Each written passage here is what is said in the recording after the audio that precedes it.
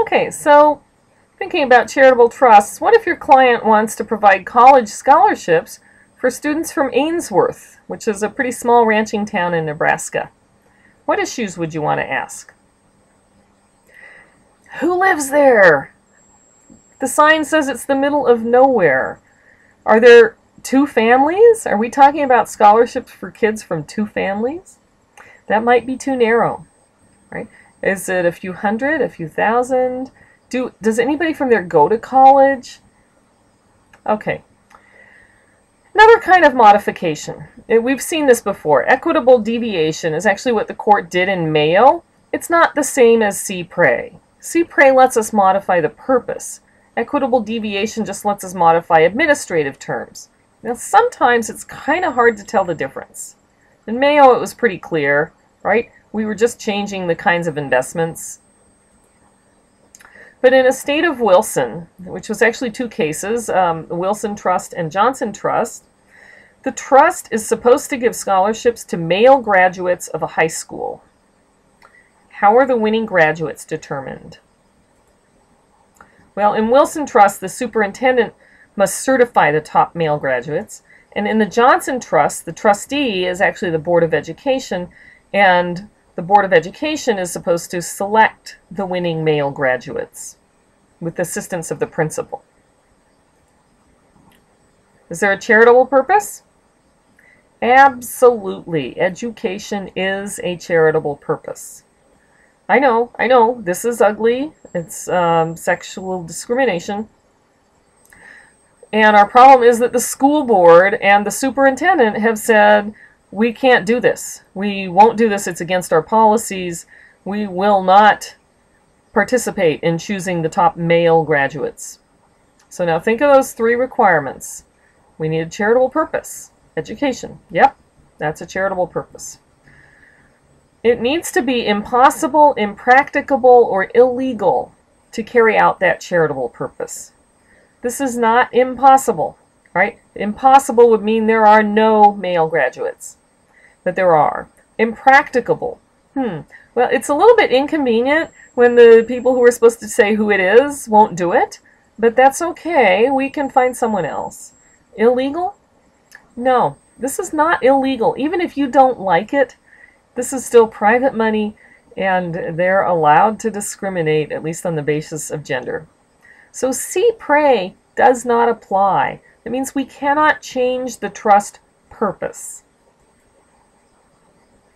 That was what they wanted to do. They wanted to change the trust purpose and provide scholarships without regard to gender. So, do we need to think about general or specific intent? No, we're not talking about see pray. We're not going to change the trust purpose. We're just going to mess with the details a little bit. So now in Wilson, the problem was the superintendent had to name the students. Who needs a superintendent? We just let the students apply directly. Right? I don't know who the trustee was, but the students could apply to the trustee. Trustee's competent to decide who's a top male graduate. So the superintendent really wasn't necessary. We're just changing administrative terms. In the Johnson Trust, the school board was the trustee. And this is a little bit more problematic because the school board won't do it. Who needs a school board? We'll just appoint a new trustee that will cooperate. Right? We're never in trouble because there's no trustee. So notice we haven't changed the purpose of either trust. We're only changing administrative details, and this is what we call equitable deviation.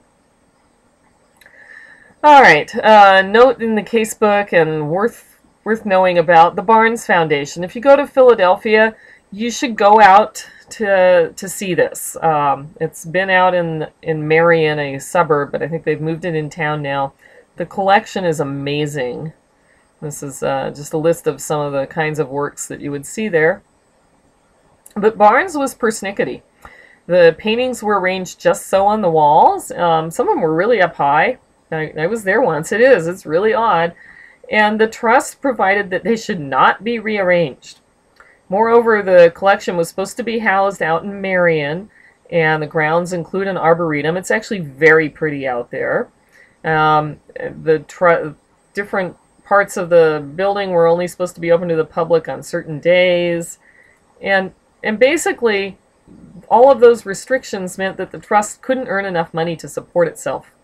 And all this valuable art and a mission to preserve it, but no source of income. So they started showing it to the public more often, charging admission. These were things Barnes did not want.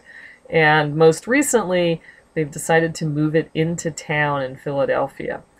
Big brouhaha. People were not happy. So anyway, if you're interested, there's lots on it online. But for our purposes, the case kind of highlights the question of how do we identify a trust purpose as opposed to the trust's administrative details, right? Is the purpose to stay in Marion and present the pictures in the way Barnes had arranged them? Is the purpose to just maintain all of those paintings?